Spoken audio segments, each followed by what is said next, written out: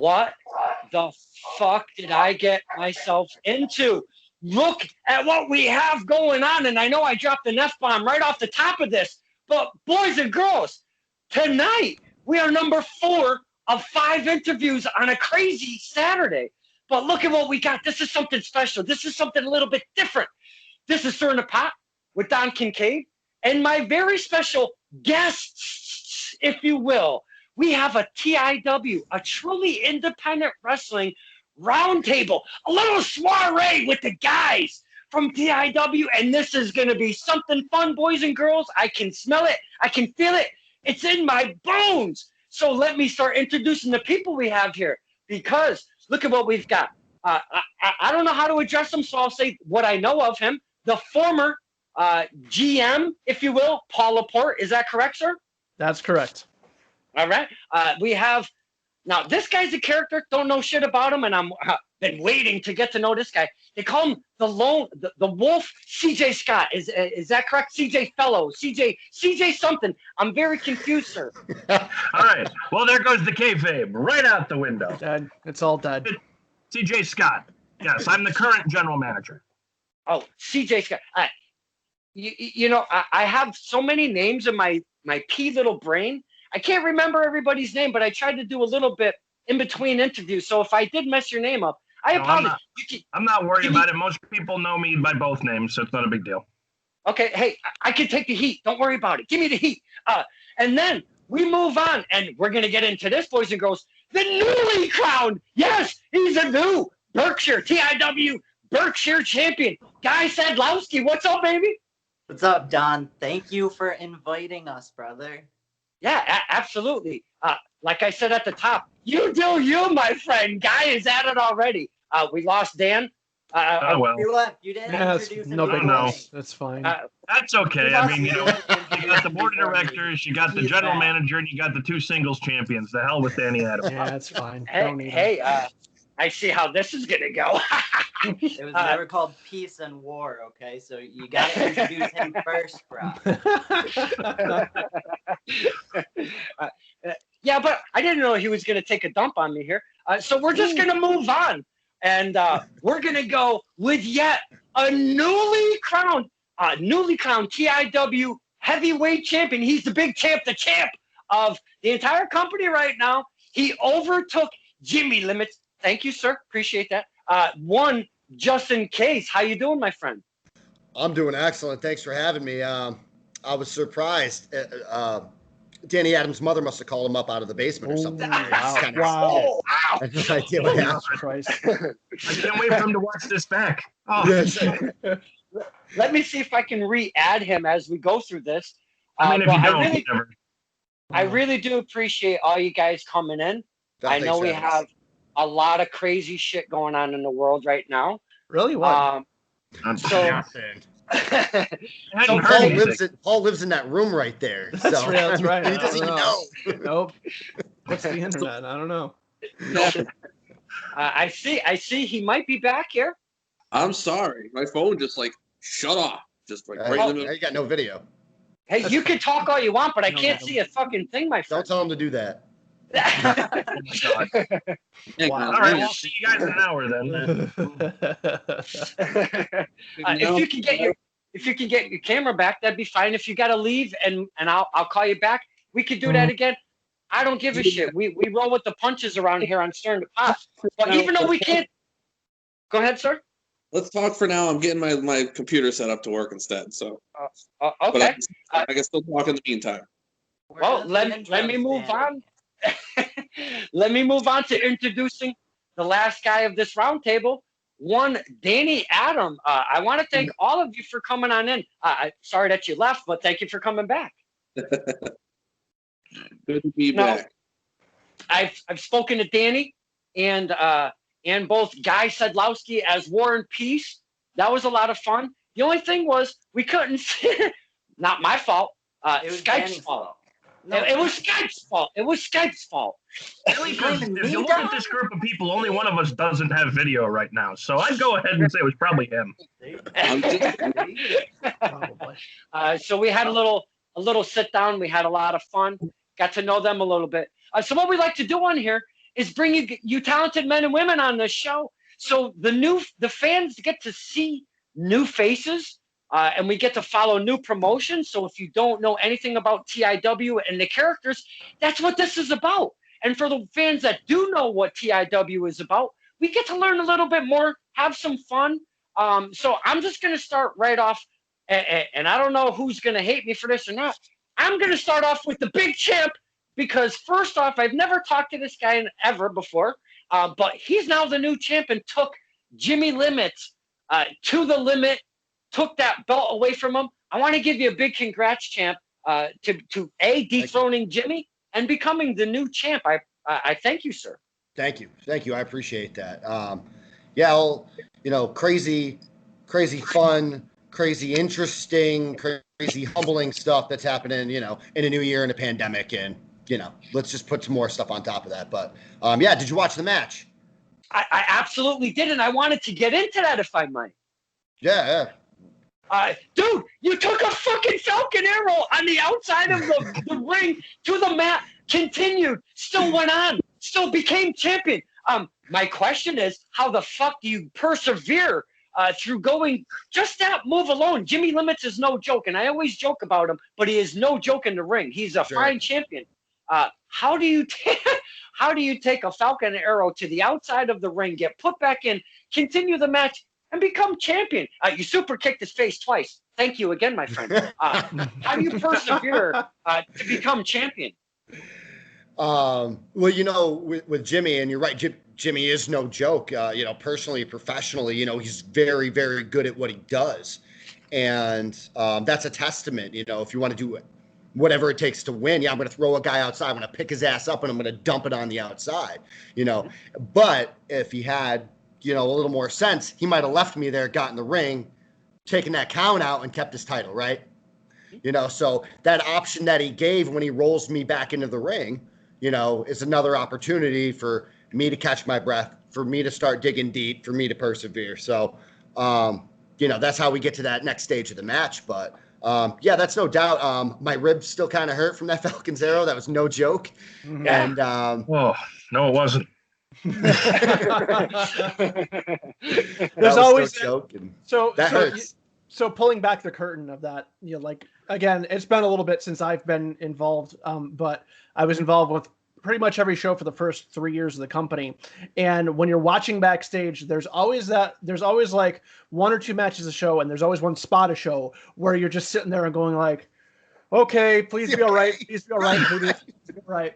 There's always one like that, and that was definitely the one, even though I wasn't there when I was watching it. I was. Oh, God. I can appreciate that. And you can imagine how that conversation goes. I have a little bit of history where, been doing this a long time and I haven't been without injury. And it goes, is this okay? Is this okay? Oh, yeah. Yeah, that's okay. And in the back of your head, you're like, oh, shit, what am I doing? What am I doing? Why did I know? Yeah, why did I do that? Exactly.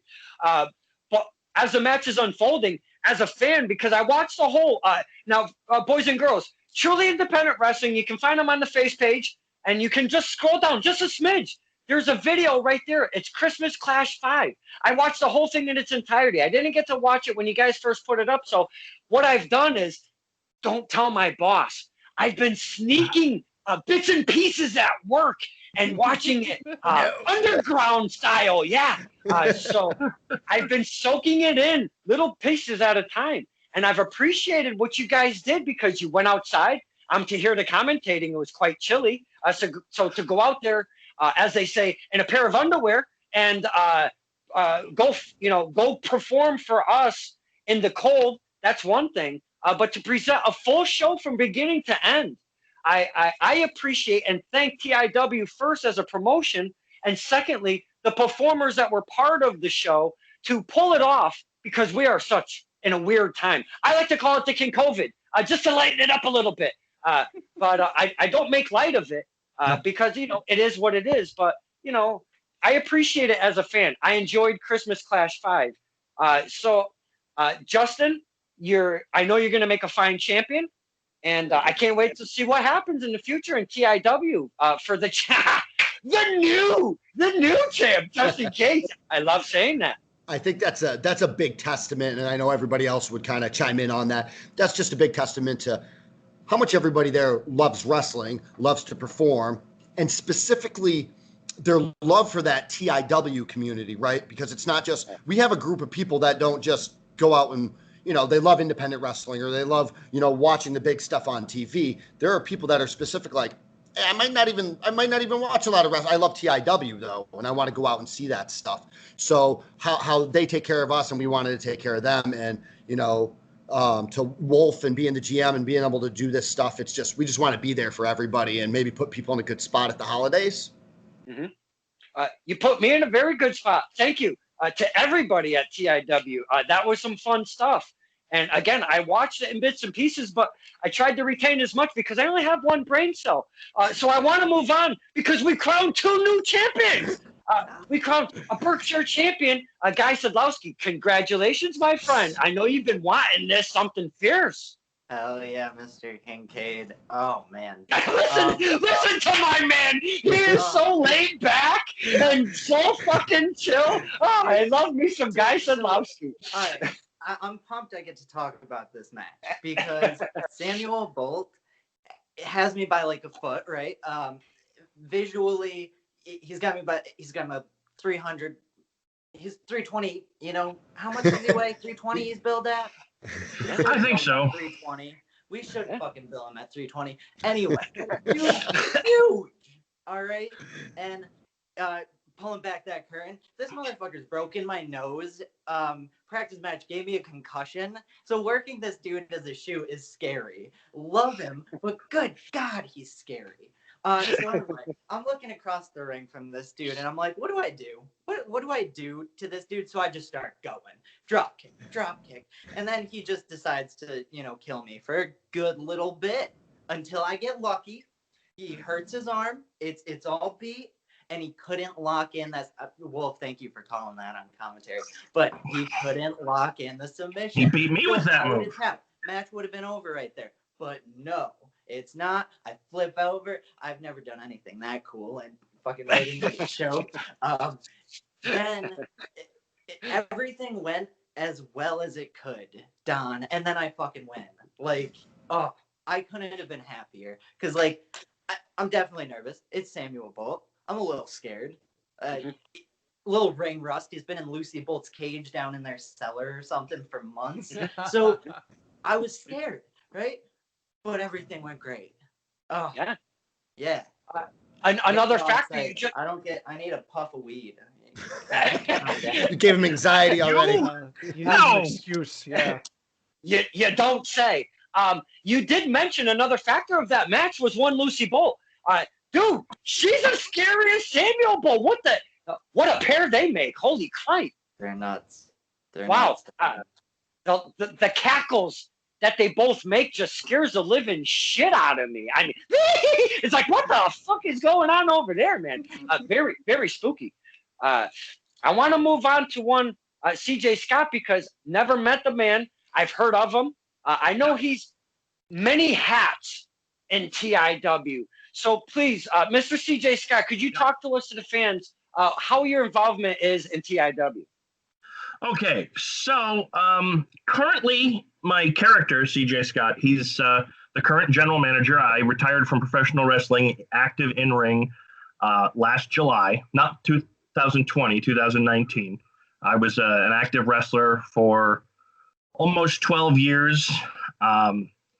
TIW was started by myself, so that's where the curtain gets pulled back. I'm one of the 2 owners. Myself and Lance Madewell are the 2 owners of the company.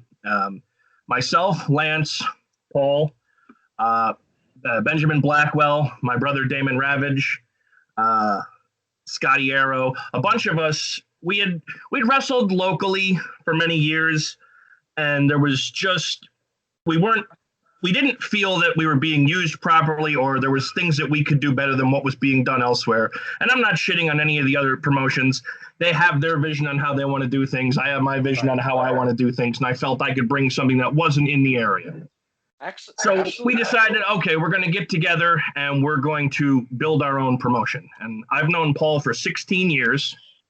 And I knew he knew wrestling as well as I did, and I needed someone with that know-how to help me craft the stories that we would tell in TIW. That's why I brought Paul in. I brought Lance in because Lance is a Berkshire native, and I knew running in New York is so cost prohibitive. And again, there was already 3 promotions in the area, so it's just like I'm not going to oversaturate the capital region when I can cross the border, be 45 minutes away. 45 minutes is far enough on the other side of a mountain range, basically. So we had that a natural cutoff, and we were able to start our own thing there.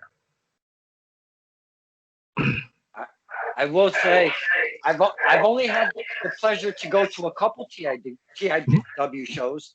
I wish I could have gone to more, but I did watch the presentation of TIW from kind of, I want to say, pretty damn close to its inception, when you guys used to be at a church. Yep. And I've spoken about this, but I'm going to move on to Mr. Paul LaPorte, because I watched all of his videos that he used to put out for the fans, giving us updates, talking about the cards. And I thought it was something so much different than every single company that was out there. And it gave us, the fans, not only us though, it gave the workers a little place to kind of hang out, because he was doing them live on Facebook. So it gave the fans to chime in. It gave a place for the workers to chime in, and even cutting promos on each other. Fan-effing-tastic. Loved that whole concept. I thought it was very, very cool of you, Mr. LaPorte, to do that. But I saw TIW once you guys hit the mall, and I was at the, well, we'll get into that. I was supposed to be at the first mall show. We'll definitely get, that's a story. So were a lot of people, but we're not going to get into that right now. Oh my God, yeah. So, Mr. LaPorte, please talk to us about your vision of TIW, because as CJ talked, there's a different vision that TIW is bringing, your own, because everybody's doing their own flavor. We want our own flavor too. Why can't we have a little bit of whipped cream on the waffles, I mean, why can't we do something? So talk to us about your involvement, and as much time that must have taken to do those Facebook Lives, getting all that information and all of that stuff. Please talk to us, sir. So my original involvement in TIW was supposed to be, it was always helping Scott with the writing, but I was originally only supposed to be commentary. And then I think like about a month or so before the first show was slated, Scott, the person that he had picked for GM, he just didn't work out, didn't bail out. So he asked me, he's like, hey, do you want to do this character too? And do that and do kind of both things at the same time. And, it was the first time I've done a lot of stuff behind the scenes with different things. Commentary, I used to do kind of mine first, Scott and I's first kind of exposure to the business was going up to IWS in Montreal, where he was doing some training at the time and he was reffing, and I would tag along and I would do like ring crew, security, like things like that. So, I went from there, and then I started doing some commentary for some stuff that once Scott kind of trained up more and was actually wrestling, every once in a while I would pop by, and I like to call it scream into the void, because I'd end up doing like 4 hours of commentary and it would never get released. So I would just record for no reason at all. Like Scott hurt me and that was it. So hey, it was still good. I mean, it was all right. So Scott brought me in to do that, and then to do the GM thing. And I don't remember if it was his idea or my idea, or like a little A and a little B, because I think the first one of those that we did, or at least the first recording that we did, was at his house for right after the holidays, right after the first show. And we did it that way. And, as Scott said, like, they're about 45 minutes away. I'm about 2.5 hours away. I'm actually I'm in Utica. I'm farther removed from everybody else. So, I wanted to try and make sure that there was some sort of way to kind of keep people interested and invested in the things going on. And like I said, I don't remember if it was Scott or me or a little of both that came up with the idea, but it was just doing a Facebook Live show. And one of the things that I have, I would say my strongest ability in terms of what I can bring as a character or as a presenter is I can just talk with no script off the top of my head for very long periods of time. Just, like randomly. Yes, exactly. I'm sure a familiar trait. It's not an easy thing to do at all, because I can't do the live videos like Paul could. I can't. Right. Right. So I said, like, I can do this. I can rip off the top of my head. I figured that this was a good way that as new match announcements came out. Plus it was an easy way to do it where we didn't have to do like a lot of production, like we always wanted to do production for the shows, but I was more concerned when we were actually starting up of just getting the shit out, like getting people to see it. Cause a lot of times that I've run into it with other companies where it's like, oh, okay, we've recorded something. Now we need to edit it. Well, maybe the editor gets held up, and like, there's always like stuff that gets like kind of bound up if you pre-record it and then like try and edit it and throw it out there. So I'm like, nope, fuck it. Like, let's just, here's live. It gets out there. Everybody sees it. And then, like you said, the cool thing and the fun thing, and this was not planned at all. This was just the locker room taking it on their own.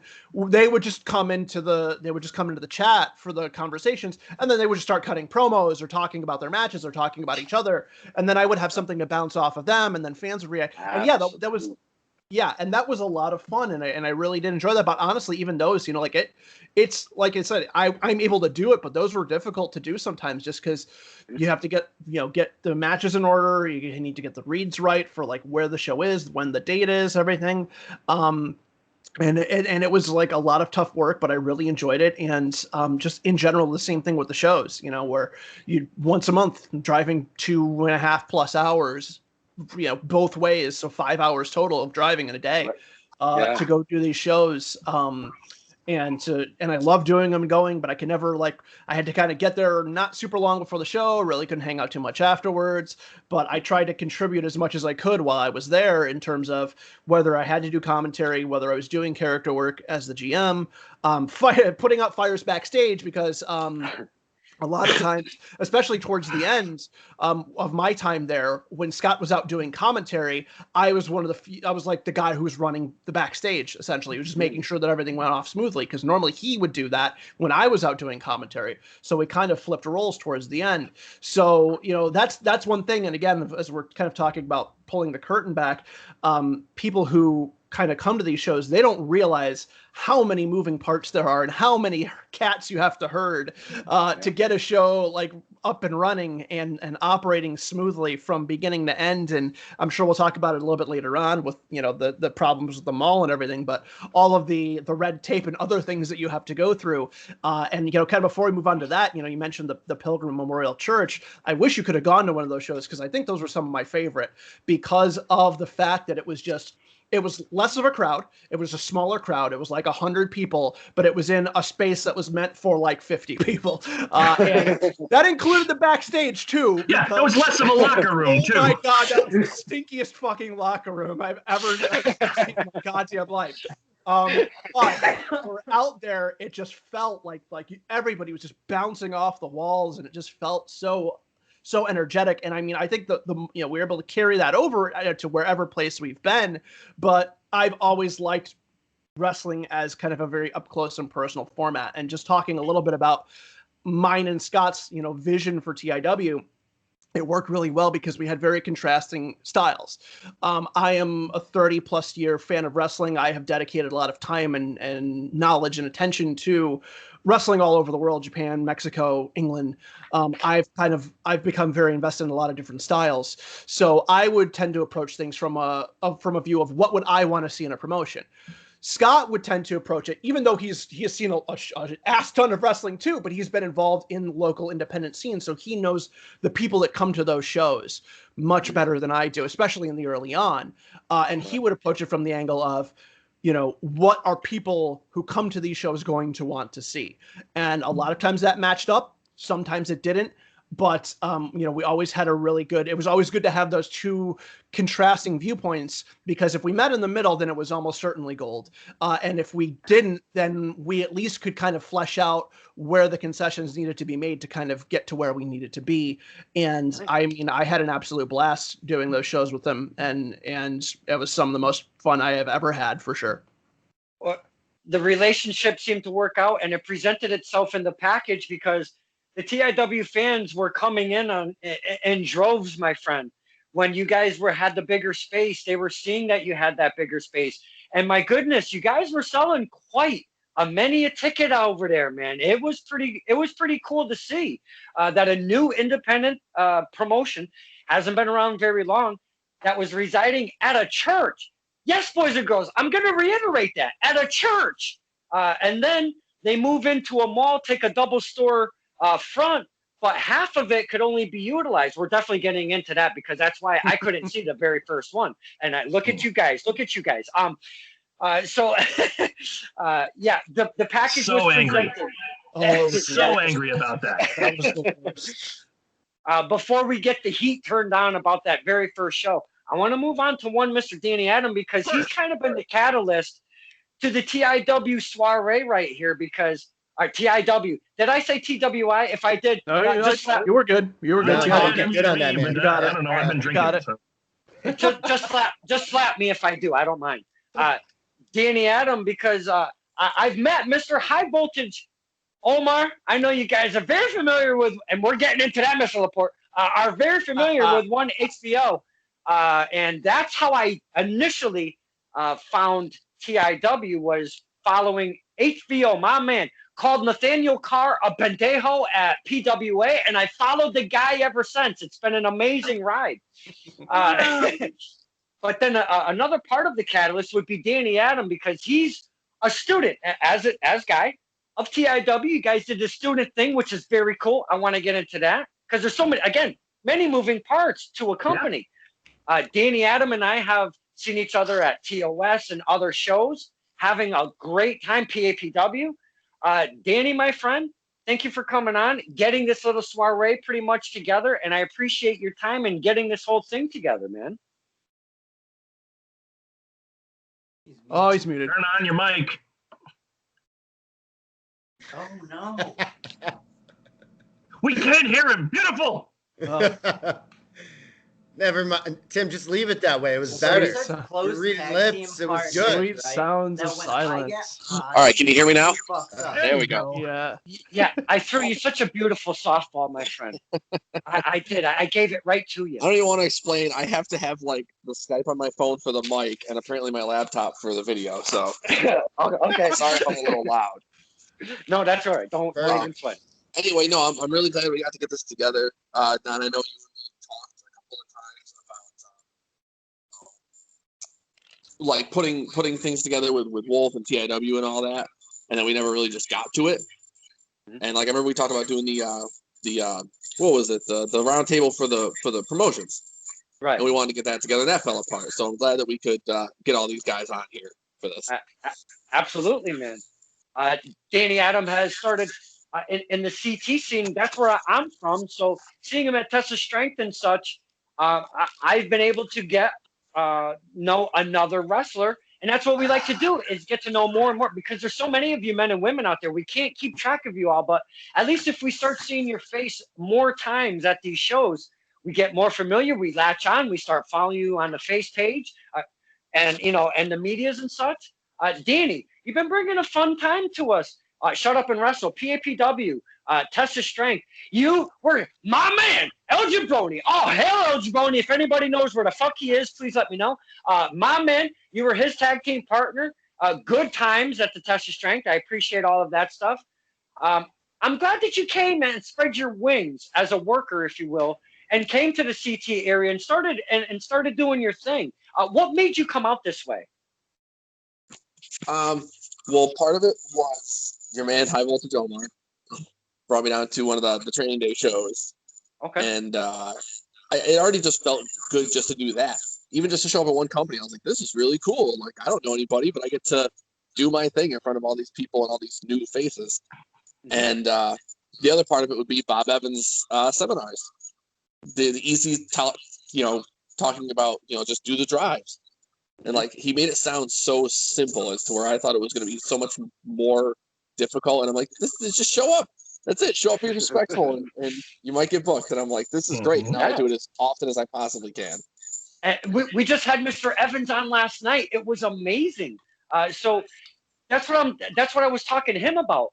There are so many men and women that have taken his advice, utilized it, put it in their toolkit, if you will, and utilized to further their careers. So here's another prime example. Mr. Evans, if you happen to catch this, my friend, here's another example of Danny Adam saying exactly what you've reiterated. Just one piece of advice. Do the drive, something simple. Show up, introduce yourself, shake some hands, put down some chairs and such, whatever, just hang out. And I would like to add on top of that, even if you're not looking to get into wrestling, like if you're not looking to be a wrestler, but you want to get involved in wrestling, like, you know, getting involved in just behind the scenes stuff or doing like commentary, like anything you want to do, especially those things, like everybody asks me like, oh, that's really cool that you do that. Oh, what would somebody have to do to literally, like you said, show up like 2 hours before? Does anybody need any help? Those are the magic words. Those are all you got to say, because guarantee you any given goddamn show, 5 people have called in or just no-showed, and they're going to be short, and they're going to need someone to either take tickets, set up chairs, watch the crowd. Like they're going to need somebody to help. So, and that's the same thing with like any others, like IWS. That's how I got in there. Like you just show up and be like, hey, I'm willing to do some stuff. What do you need me to do? Like, oh, thank fucking God you're here. Fine, go do this. Show up next month, do the same thing, and then just do that consistently. Don't be a flake and don't be an asshole, and you're in. Like that's all you have to do. Right. Sounds and, like I gotta put a the simple spotlight on formula. Wolf, because like he's the one who taught me to be that way when I show up to a promotion. You know, any other school is going to teach you how to wrestle, and that's great. That's very important. But Wolf taught me the business side of it. That if you show up, you don't just roll up and think, okay, cool, I'm going to get on the show. No, you dress nice, ask what needs help. You know, help put the ring together, put up chairs, whatever they need help with. Because to bring up Bob Evans, that's what got me booked on his EPW show a couple of years back. Was I was just helping put everything together. And he's like, hey, who is that guy? I'll put stuff together and put him on the show. So I got to thank Wolf for that. I always do. I can't tell you how many people have showed up to TIW shows and, they work there now just because somebody didn't show up or something like that. And I put them on the show. Anybody who generally anytime somebody showed up and helped out, it's like, okay, you can go in the dark match. Yep. Yeah. Justin, how did you start working for us? Long story short, I had showed up at a practice one day thinking that it was a fake school of wrestling, and found out it wasn't. A real school of fake was wrestling. like, hey, well, listen, in Berkshire County, you might have people that do that.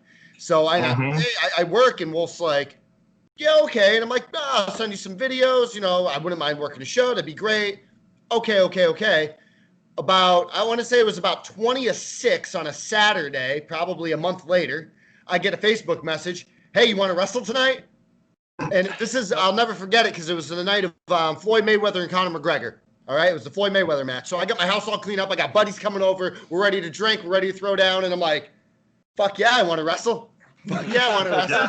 I've been wrestling once a year for about 3 years. And I was like, what time is it? He's like, when you get here. Shit, let me grab my gear. Yep. So that was my first time in a TIW show. I just showed up, you know, showed up and I get the call, let's work. So that was fortunate. And that show, that replacement literally was a guy, he replaced a guy that we had been booking pretty regularly since the beginning, and the dude just literally vanished. Like poof, like couldn't get a hold of him. I still have never seen or heard from him again, and that was years ago. And so that's literally what it was. Like, oh my God. And that's the same thing. Like, even if you're not there, especially if you're a wrestler, you know, like I said, if you're not looking to get there, you know, show up, you'll probably get a job doing something. But if you are a wrestler, that is like literally, you know, me and Scott, we would have everything planned out. Then the day of the show, someone's car would break down. We've had it a million times. A million. Your main event has bailed out on you. Like big main events have bailed out on you. Yeah, we had one show where there was, and you know what? Sometimes like you can usually tell when it's bullshit and when it's not. You know, if it's the same guy whose car is broken down or whatever 3 months in a row, like okay, well we can't rely on you anymore. Goodbye. But we had one show where there was like a snowstorm, like earlier on in the day, and it had kind of calmed down. But by the evening, I think we had 4 matches that had to get pulled or rearranged because guys didn't show up. So the same thing. If we knew somebody who was in like an hour vicinity, we called them or we texted them. Or if you were in the building, like we had Bobby Ocean one time just showed up to hang out and just watch. And you want to work? Yeah, well, no, I literally had to run down and talk to him in the food court while he was eating Chinese, like 4 matches into the show, because somebody wasn't coming. Bobby, do you have your gear? Bobby's a professional. Of course he has his gear. Right. And Bobby worked on that show. Like, that is like, If there's any advice that you can give to any wrestler, any young wrestler, anybody come up, like do the drives and go to the show, right? Always bring your gear. Every time bring your gear. Always. I remember we went up to an Immortal show once. There was like 6 of us, and 5 of us had our gear. And the one person who did it, one of the guys was like, "What's his gimmick? I want him in the match." I don't have my gear. Or if you want to be super helpful, you can be like Randy Walker and bring an extra ring too, because I mean that saved our ass. That saved our ass. You've had some stuff break down a couple of times, Wolf. Yeah, well, we had like a turnbuckle bolt, like the actual hook, like snapped. Yeah, the eye hook. Watch. Yeah, in the middle of the match with the bottom rope, and we're like, shit. It was like the second match in. It was like first or second match. Like shit, what are we gonna do? And then Randy's like, oh, I got my ring with me. Like I got the hooked up in the truck. Like fuck, all right, cool, thank you. Like put the goddamn title on that guy. Yeah, he's a redneck. That ring's in my basement now. The ring's in your basement. Yes. Yeah, it's not set up. It's just down there. Nice. Will it fit if you hook it up? No. Okay. I always gotta ask. No, I'm afraid not. But that show with the snowstorm, that was Andy's first match. Sorry, Guy's first match. I was just gonna say that's what Corbin versus Wolf and that's where it started, was because someone couldn't make it.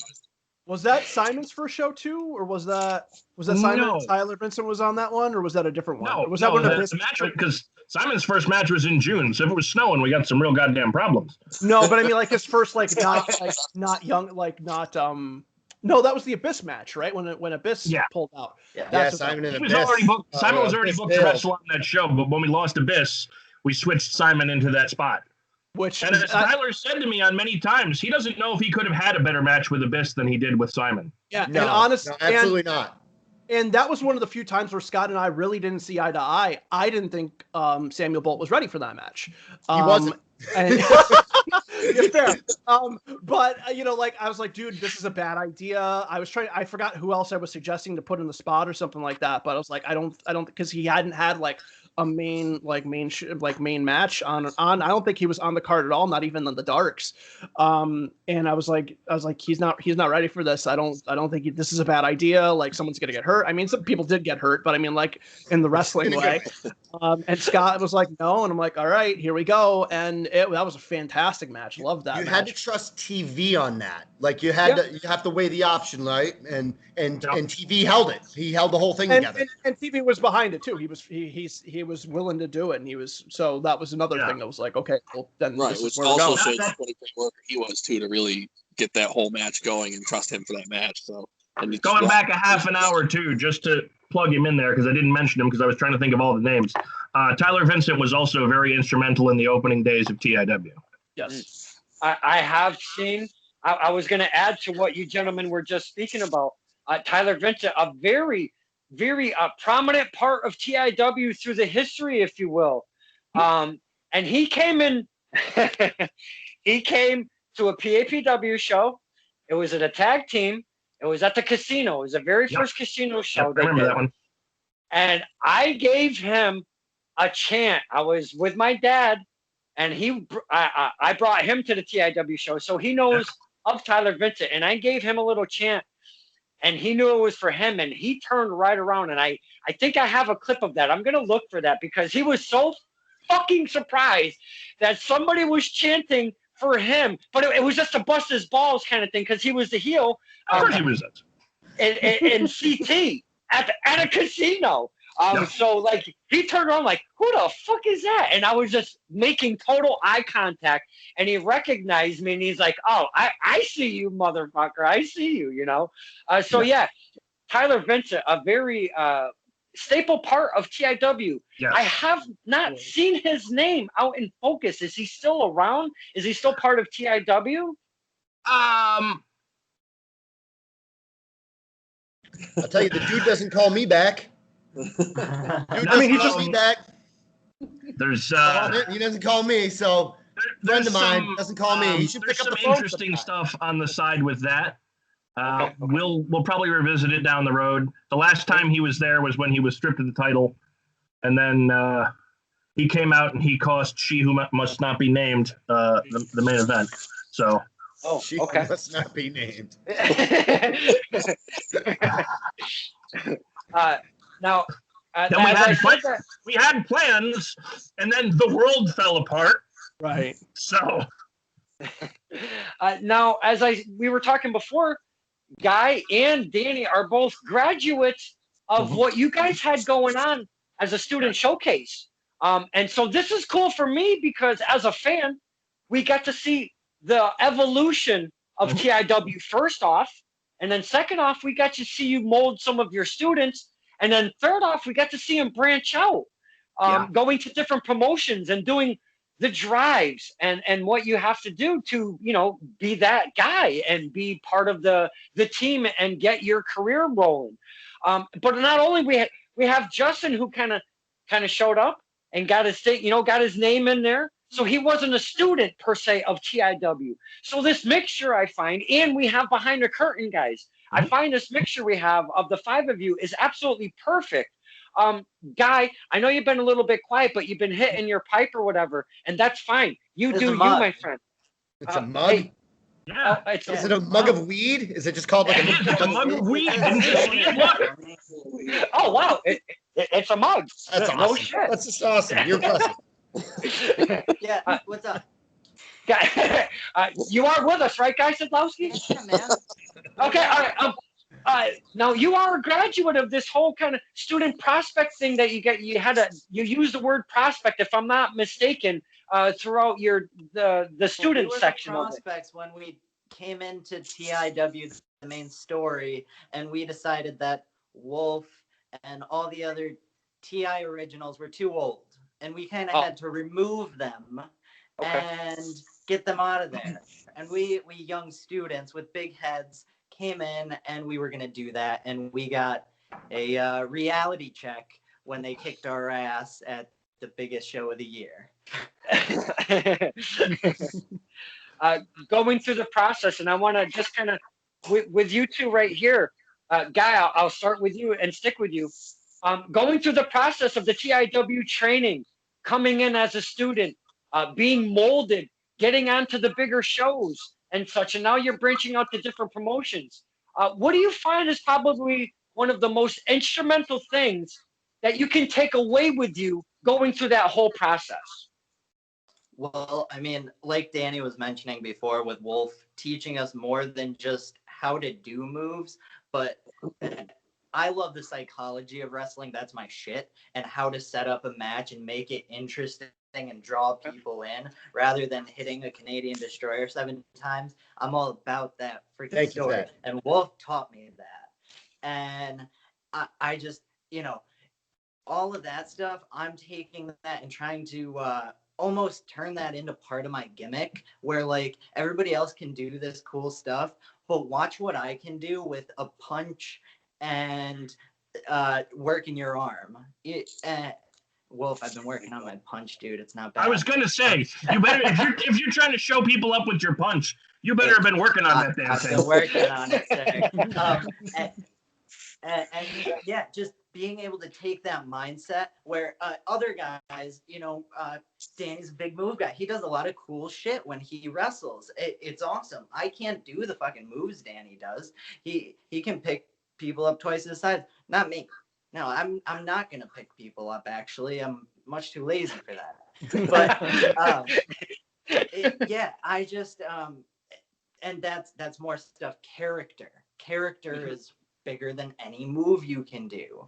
I can draw people in with being this lovable hippie guy. I had 99% Jackie Wood. If you're listening to this, you're the only person in that building that wanted Jimmy Limits to win that match. But anyway, I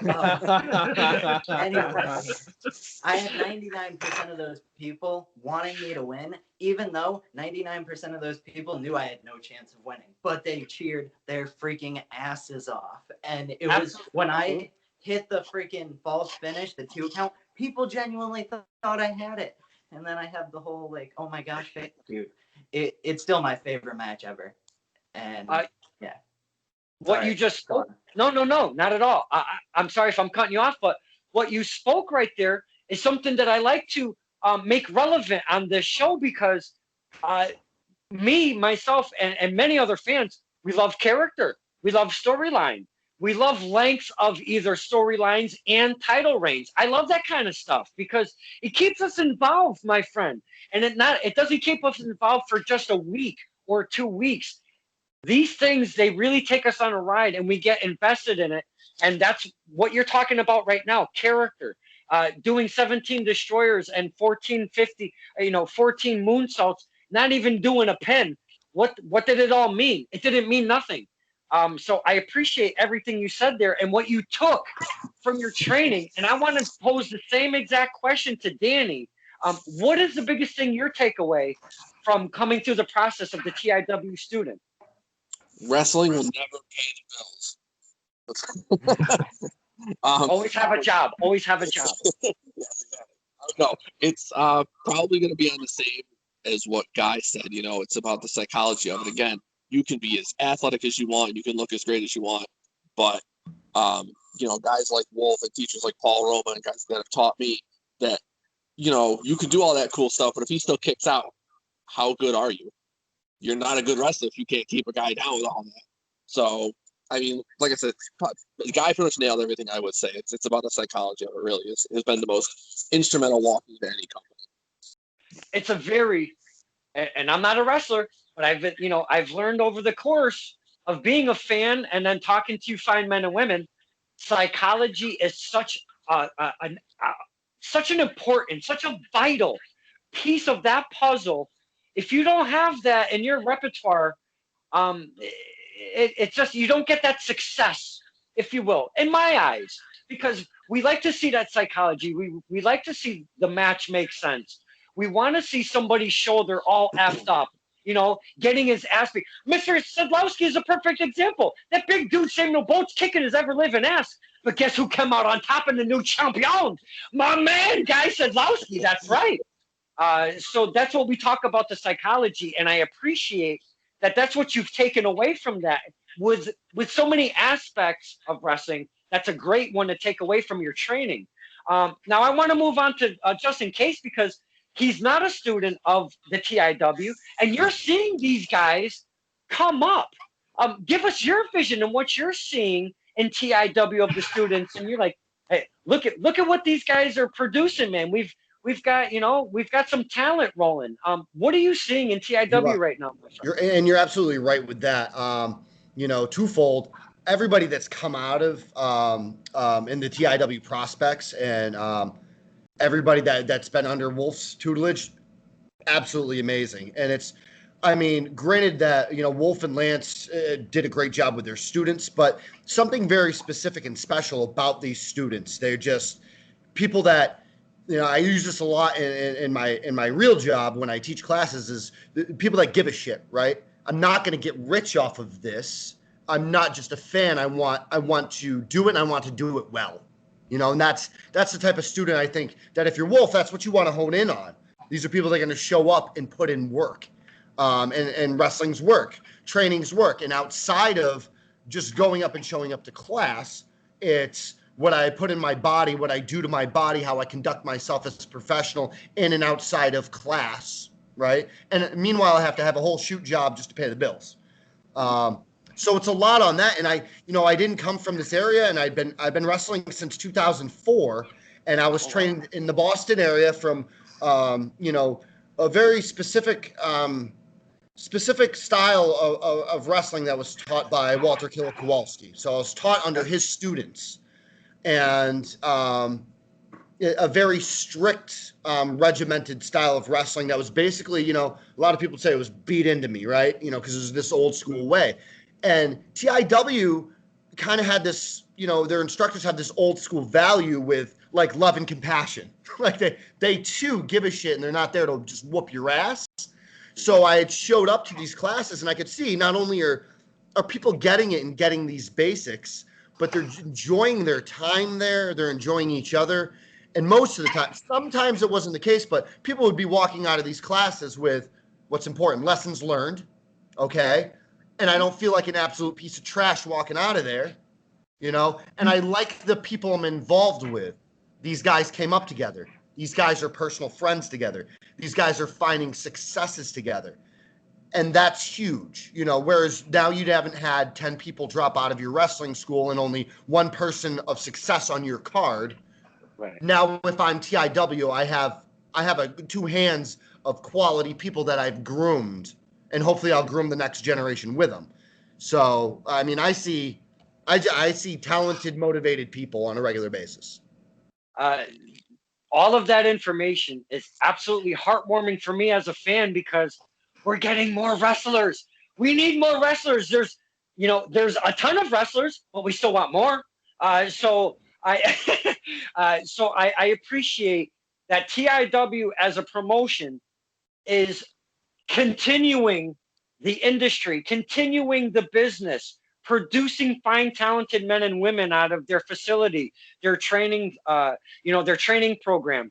Now, I went with these three gentlemen first before I went to you, Mr. CJ Scott, for a specific reason, because I wanted to see their hear their responses, but I knew it was going to be pretty much what we just got. Now, you see a couple students right now, Guy and Danny Adam. They've spread their wings. We're talking Kevin Landry's Combine. We're talking Tessa Strength Wrestling. We're talking Paradise Alley Pro Wrestling. They've spread their wings a little bit. Now, when they do that, they leave the nest, if you will, from TIW, but they have to represent TIW, being respectful and taking on what they've learned and bringing it to that promotion, not being, and like Mr. Kase said, not being a jackass and stuff like that. With all of these kind words that you've just heard from these three gentlemen right here under your umbrella of TIW, how does that make you feel? A, you're a promoter, a booker, and all of the things that take for being an owner, but you're the trainer. How do these words affect you, my friend? It feels really good to know that I've made a difference and that I'm able to pass on the training that was taught to me. And my trainer was a good guy too. My trainer didn't beat the shit out of me or anything like that. But I have been involved with schools where the trainer was a piece of garbage and he would absolutely beat the shit out of his students. And I've seen it more times than I care to even mention. So as they said, this is Justin having come in, never met any of us before, come in, as you heard earlier, he said he thought it was a fake school. Because those will pop up where people don't know what they're doing. They bought a ring, and then Paul knows there's one out in Utica right now. So somebody bought a ring and they decided, oh, well, we're going to train to be wrestlers, but they don't know anything. There's a lot that goes into training wrestling besides just moves. Yes, you do need to know how to do moves. You need to know how to do moves safely and well. Safely is the most important part because someone is putting their life in your hands. A body slam doesn't look like much because we see them 1,000 a show. You can kill someone if you scrub a body slam. Absolutely kill them. So safety first. Safety for your opponent, safety for yourself, safety for the fans, safety for everybody. That's the most important part. Learning to do the moves safely, learning to do them correctly. Because if they look like shit, well, that doesn't look good for anybody. It makes you look bad, it makes your opponent look bad, it makes your trainer look bad, it makes the promotion look bad. Those are your moves. Many aspects. Once they leave the nest, if you will, are you worried as like maybe the father that they're taking off? And I know I've given you a lot of teaching, a lot of tools. Are you nervous when they leave and go to different promotions, or are you just comfortable enough with what you've seen when they're going to a different promotion? Like, they got this. I'm not worried about where they're going. No, I'm definitely not worried that they're going to embarrass me ever. All of my students have been taught well to respect the business, respect the people around them, but don't take shit either. And Danny will even say that. I've been with him on this many times, had this discussion, because there's somebody he's had the potential to work with who I think might fuck him up just because he knows that he's one of my students. And I've told him, look, be respectful, but if he stiffs you, fucking stiff his ass back. Do not put up with shit, because he's a bitch. I have heard that. I have heard that, if you get it, you got to give it back. Is this something I know? Now I'm interested. I just want to know. I'm not tell you burying that story. anybody by name on this show. Hence why I mentioned she who must not be named. We'll talk later about that. Yeah, let me I'll know. tell you that story. Yeah, We'll sure. play with Because I'm intrigued, but again, we don't like to name names. We No. like to keep things a 'cause tad neutral. That's not what I'm about in the professional wrestling business. I'm about keeping my own house in order and not worrying what other people are doing. Good stuff. Justin Good wants stuff. to So Appreciate. I'm never worried about my students when they go out elsewhere. They all know how to handle themselves and they know how to conduct themselves professionally. That's great stuff. I am, as a fan, again, I take it from the fan's perspective. It makes me feel good because now we get to see the passing on of being respectful, shaking hands, doing the stuff that it takes to do being a wrestler. So I appreciate everything that's going on at TIW right now, and I'm actually really glad that you guys were able to evolve as a promotion and get all of these, get the training thing and under your belt and do that, because it's not cheap. None of this stuff is on the cheap when you're doing wrestling. You guys know that better than anybody. So I would be speaking to the choir with you two. But Mr. LaPorte, you've been a vital part of this company. I know you've been quiet for a little bit, but I want to ask you a very specific question because it was fun AF, as the kids say. You had a little, you had a feud with one HBO for a little bit there. And let me tell you, that was some fun effing shit, my friend. Not only that, but you guys dressed as each other for Halloween. I think I pissed myself twice, not once, but twice. When I first saw those pictures come out and you guys dressed as each other for Halloween, I thought it was the funniest shit ever. So thank you for all of that. The storyline between you and HBO was absolute pure money, gold, fire, however you want to put it. Why and how did that come about, please? I've been wanting to pick your brain on that. It's tough to specifically say exactly how it kind of happened. I will say that, talking about when me and Scott would kind of go back and forth on certain things and certain ideas that we wanted for TIW, I will toot my own horn in this, that it was my idea for Omar to get the title. I was the one who first brought it up. We were kind of like, we were between two people. It was like either Omar or this guy. And Omar, I hadn't known at all going into TIW, other than a few, Scott and Damon Ravage and a couple other people. I really came into TIW not knowing like anybody, with other than like little things here and there. So it was a little intimidating when I first started off because, again, like I'm kind of like this outsider. Even though I'm helping with the writing and stuff, like Scott's the face, like everybody knows him, they go to him, they don't know me as much. But then fairly early on, like I said, Omar would come around and Scott knew him and I didn't, but he would be somebody who, number one, is obviously very good in the ring. He's a very good wrestler. And he would be somebody who would suggest things. And again, talking about things that are important if you're looking to get into the business, looking to get into wrestling. When we were doing writing, if you would come to us with ideas or say, hey, I want to cut a promo, or hey, I want the mic for, however long, like, all right, let's see what you can do. Like, I was always one of those ones where I always wanted to add more to either the show or to the promotion that I possibly could. So that kind of came from that. And then I don't know, it actually came pretty organically. It was when I was doing commentary, and I think I just like, because he was a heel, so I just I called his shit on commentary one time, and then every time he would start to come out at the church, he would like stare me down or like throw his jacket over in my direction or whatnot. So it just kind of naturally kind of came up from that, and then I would kind of respond to it, and then it just kind of kept going from there. And then once Omar actually finally won the belt, the idea was that he thought I was holding him back, and I didn't think that was the case. We had come up with the idea of he was gonna attack me, which I have never done anything physical. I am not trained. That was the only bump I've ever taken in my entire life. I remember that. Yeah, the nerves, man. I was nervous, but I trusted him to do it.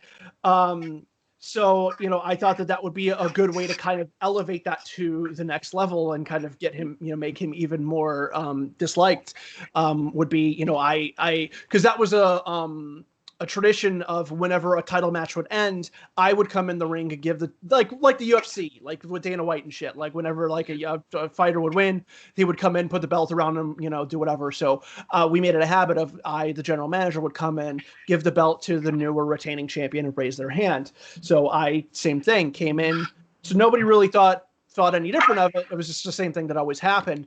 I went in there, gave Omar the belt, raised his hand, and then he attacked me and hit me with the shock drop. And again, talking about like going from behind the curtains and the idea of how tough all of these guys are. My back hurt me for 2 weeks after doing that one thing.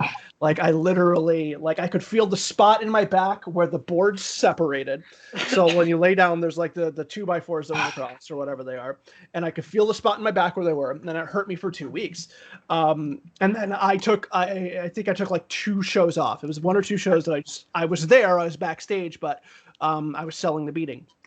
And then when I came back, I just kind of ramped things up, and then we were able to kind of do stuff like bringing in Mr. Grimm, and then like we had that feud of me kind of going back and forth between him, and really that just all kind of came from me and Omar just kind of playing off of each other. We would just talk outside of the shows, like, hey, this would be a fun idea. Hey, we should do this.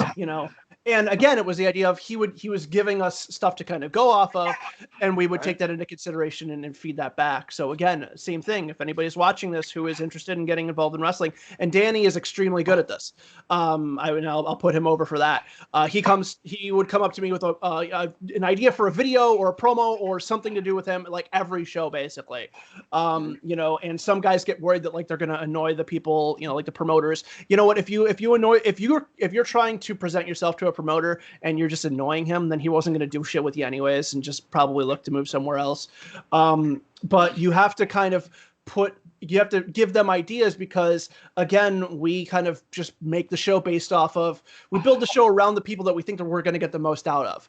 And the people that we're going to get the most out of are the people who are contributing the most to us. And if I think that you're going to go that extra mile and do Facebook videos and promote the show and promote the angles that are working, then we're just going to go with those people. And that's how that kind of all worked out with Omar. It's just, we had a nice rapport back and forth. I had a good relationship with Roman and Jamar too. So we all just had a lot of fun with it and just tried to, make it go as far as it could, make those guys look good. That was another thing that was good about me being the GM and not being a wrestler, is that my sole job in front of the camera and behind was making these guys look better, was doing things, whether it was writing commentary, character work, to make them seem dangerous, credible, brave, whatever it needed to be. And then I was trying to do my best with that with Omar, and I think it worked really well, and I had a lot of fun doing it. Small caveat on what Paul said about coming to people with ideas. Make sure the idea you're not always coming to a promoter or a booker with is put me over, give me the belt. Right, yes, not that one. Yeah, if it's a thing of, hey, I want a promo, or hey, how about we do this? Yes, yeah. If you're always looking to go over, that's not going to go over so well. Thank you for that one caveat there. Just be winning this match, and let me tell you why. Yeah. Or or same thing of like, oh, what did you think of this promo? What did you think of this match? Again, if you can establish that dialogue with the people who are running the place that you want to work, especially for smaller ones, because like the whole mantra of like, nobody's getting rich off of this, especially the people running the show are getting rich off this shit. The biggest payday I ever got was $20 Canadian in IWS for a ring crew. That was the most I ever got paid for doing anything ever in any of this. I got 40 because I did all that and I was reffing. Yeah. So so that's the thing. It's like, especially the people running the show are doing this because they're they want to put out something creative and fun and things that the people can watch and enjoy. So if you can give that sort of energy to them, they're giving off a ton of energy, especially for, again, like I said, the workers and people who are showing up. Nobody's getting paid a lot, but the people who are doing the backstage stuff probably aren't getting paid anything at all. So if we're putting our energy into that, if you can show us some energy in return, then we're going to utilize you more. That's just the way that's going to work out. Paul and I were always very open to anybody coming to us with, well, do you think I should cut a promo? Well, yeah, why the Yes, fuck here's shouldn't the you mic. cut a promo? Absolutely. Here's You the want to mic. stick for 30 seconds? Fine. You want to cut promos for a month every single day outside in between shows? By all means, that shows you are committed to your character. That's one of the things we were talking about earlier with them talking about psychology and good storytelling in the character is I teach my students that you need to know who your character is as a whole person, not just who they are when they're in the ring, but as a whole person, how they're going to react to anything. That way, if I need you to cut a promo where you run into somebody on the street, you know what that person's going to do. If something, God forbid, actually happens where a fan jumps the fucking railing, which I've had to deal with myself before, how is your character going to react to that? Shit like that. Know who you are as a whole person so that you can always act like that. Guy does this, I do this, my brother does this. This is something, if you've ever watched our matches, we're constantly talking. We're constantly reacting to what the other person is doing. We're talking trash, or we're being a scared little bitch, or we're doing whatever needs to fit into that particular instance. That's what I was always better at. I'm serviceable in the ring as a worker, but as a character, I would goddamn say I'm pretty good. That's just me telling you. No, and I would agree with that, and that was always one of the things that was, and you know, when Scott was a wrestler, we would discuss that, and he would bounce ideas that he would have for different things, or we would watch his matches and stuff. And yeah, that was, and I think that has been reflected in his students and other people who have come in through TIW is that mythos and that idea of, you know, again, the idea is this is just not a switch you turn on and off. This is the person that you're actually supposed to be while you're playing this character. Do that through the entire time that you're wrestling. It's not just some poses you strike during an entrance or what happens during your promos. When you're in there, you talk to the guy, you react in appropriate ways, and then it just makes it more believable and more fun for everybody who's watching. Absolutely, because you presented the HVO storyline with yourself and him. That was absolutely so much fun for us. So you presented it in a way where it came off very well. So applause to you for that. And it was just a ton of fun. And all of this stuff. Oh, we're gonna have somebody maybe drop off out of this. That's okay, because we can't keep everybody. I could keep going for hours and hours, my friends. Champ's a busy guy. But what I did want to hit the champ with though before he does have to go is, first off, you smiled a little bit much when you said, "I remember that when HVO attacked the former GM." You smiled a little bit too much on that one. I can tell you why on that just a little bit, because I remember Paul in the locker room, and I'm impressed that you picked up on this. I remember Paul in the locker room, and there was a bit of nerves there, and me and HVO were actually talking to him because me and Omar had been talking, and I remember saying, but I thought Paul was a worker. I thought he was trained. I just didn't know. And I was like, it's up and down, man. It's up and down. This is it. It's up and down. And Omar looks at me like I'm an asshole. like, oh. See, I thought that you were trying to play it cool, like make me feel better, and actually kind of helped. Like, oh, it's just up and down. It's fine. Yeah, I was being Dick Kase. That's a. Well, it was funny because we actually practiced that spot a few times before the show started. The first time I hit the back of my head. The second time I took a deep breath in when he slammed me down, so I immediately got all the wind knocked out of me. That's not good. Yeah. Third time went okay, and then once it happened, my concern more was I'd seen people take that move, and I've seen wrestlers. Yes, I've seen absolutely fucking awful. Which really is what bad. I was just going to comment on. Is it's not the worst one I've ever seen him give, for the record.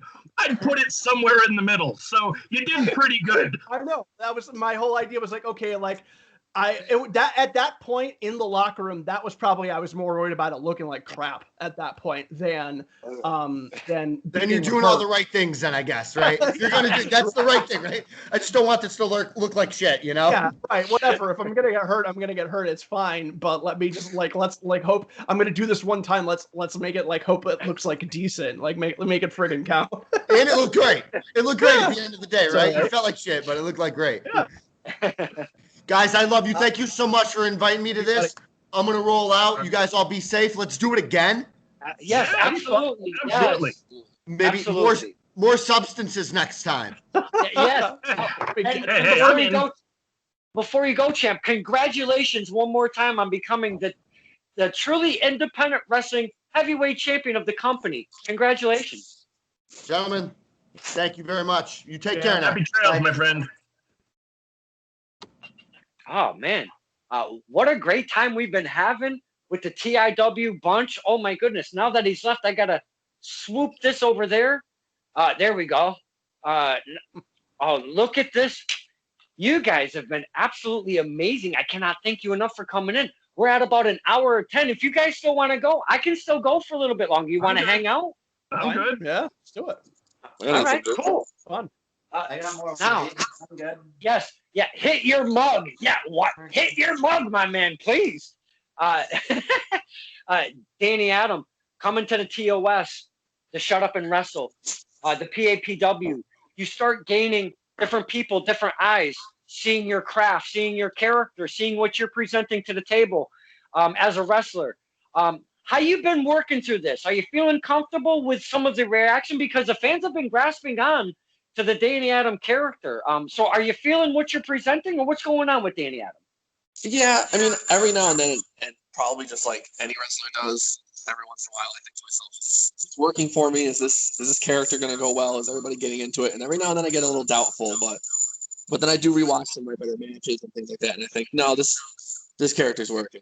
But one of the things, again, if we go back to being taught, Wolf taught me, was you don't just show up somewhere and say, oh, I'm a heel, this is all I do, or I'm a babyface, this is all I do. No, man, whatever you need, I'm there. I like to think that I've done a pretty good job of doing that everywhere I go. If a promoter asks you the question, are you face or heel? What's your answer? Whatever you need. That is the correct answer.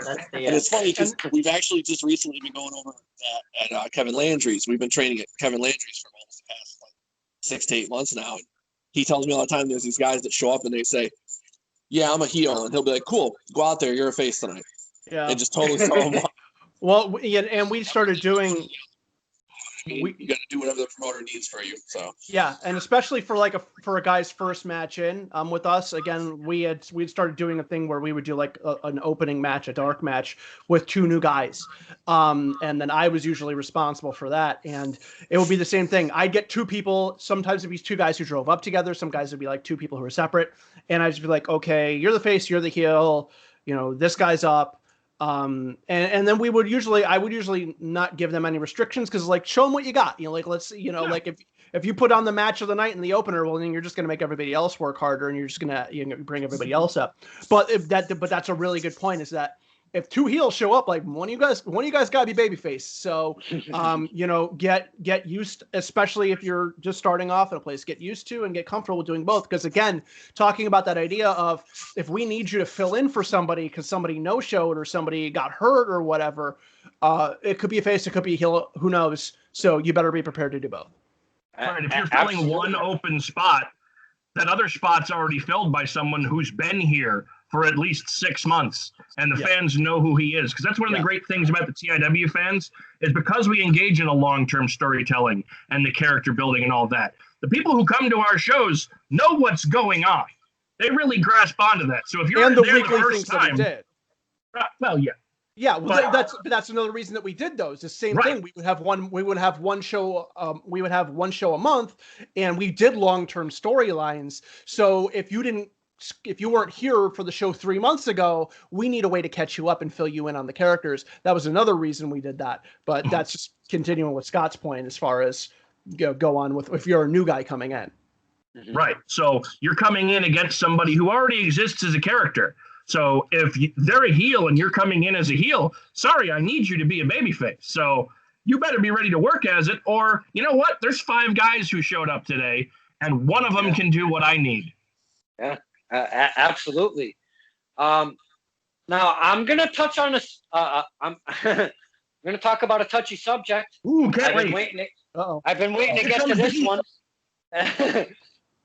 There's been transitions throughout TIW. May it be venue, may it be roster, may it be general managers and factions that they have represented and such. And we won't be naming names throughout the tenure of it.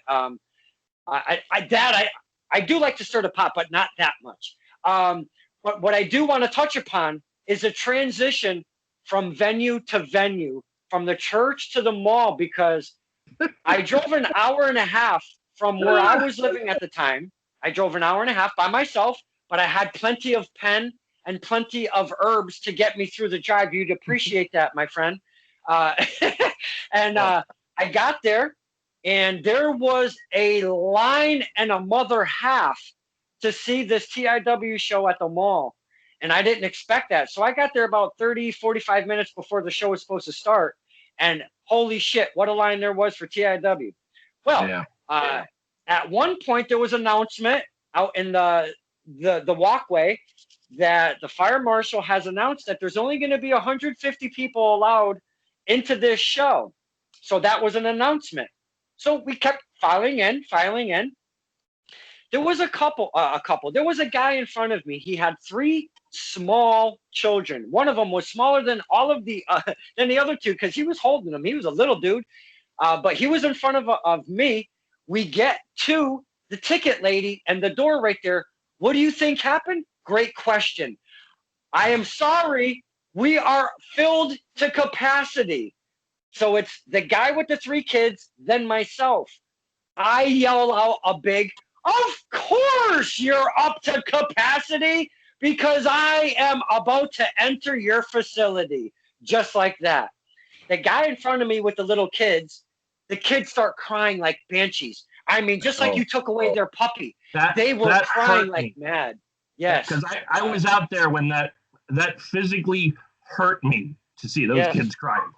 Yes. And I'm not making light of the situation, but from where I was standing, I was just like, I am in the middle of something that can turn into something really kooky. I've got 3 kids bawling their eyes out. I'm laughing my ass off because I'm stoned as fuck because I've just driven an hour and a half and smoked my fucking brain away. So I'm kind of laughing but feeling bad for the kids. The poor guy. I looked at him and I go, "Bro, I drove an hour and a half, but I'll be damned if I'm going to stand outside in the hallway," because the option was you pulled away the paper from the window and you were going to have whoever couldn't make it, which is a viable option. And I'm not, I'm not saying anything about that. But that was a viable option. But I didn't want to stand, or even be seated out in there. I wanted to be inside the facility, So that was the next best option. So I looked at the guy with the kids and I go, "My man, I drove an hour and a half. I'm stoned as fuck. I think I'm just going to go back in my car, get more stoned as fuck, and I'm driving back to Connecticut." And that's what I did for the first TIW show. So I don't know the end result of how that really came out. But since I have the man himself, please talk to us about that evening, my friend. Okay. So we, when we were at our last show at the church, we knew we were going to be headed to the mall. We had already gone over. We were signing the lease paperwork for the mall the next morning, the day after End of the Road. We had already struck a deal. We knew what we were going to do. So we head over to the mall. We sign our paperwork. Great. Now we got 4 weeks till the next show. So we start setting up. We set up the ring. We build our whole entryway. You've seen what our entryway looked like. Like, we put a lot of work into the venue. And our first show is on Saturday. On Wednesday, we get a phone call saying, "Well, you guys aren't zoned to hold wrestling events in this space. You can't do your show." And we're like, "What the fuck do you mean we can't do our show?" So we start, we're playing phone because I'm at my shoot job. And my wife, who's the business manager for TIW, she's she's making phone calls, and the secretary, she's making phone calls. We're trying to figure out what the hell is going to happen. We're told we have to have an engineer come in and draw up a floor plan for this space to rezone it in order for us to run it, because it's an Old Navy. And an Old Navy is not zoned for sporting events. Now, mind you that when we were at the church, never heard from these people. Never a single problem. Because the church is a church. They don't really deal with the town that much. Yeah. That's one of the great things about, running at a church or something. Generally, the town's not climbing up their ass. Yeah. So we just did whatever we could. Oh, we were breaking all sorts of fucking laws there. I know that, but it was a church, so. Oh, yeah. Whatever. It's a miracle we didn't all die in a fire in that place. Well, as long as the fire didn't start, we weren't going to die in one. Yeah, but if it did, we were all going to die in it. Oh, God, no, we were way over capacity, and it wasn't a great building to begin with. No. But either way, so it's Wednesday, and now we have to find an engineer to rezone this space. So we got a hold of someone on Thursday. Cost us $1,600 to have somebody come in to draw up a floor plan. And so he comes in, he does all the stuff, and we got to turn it into the town, and the town's like, 150 is the best we're going to give you for capacity, because this isn't real.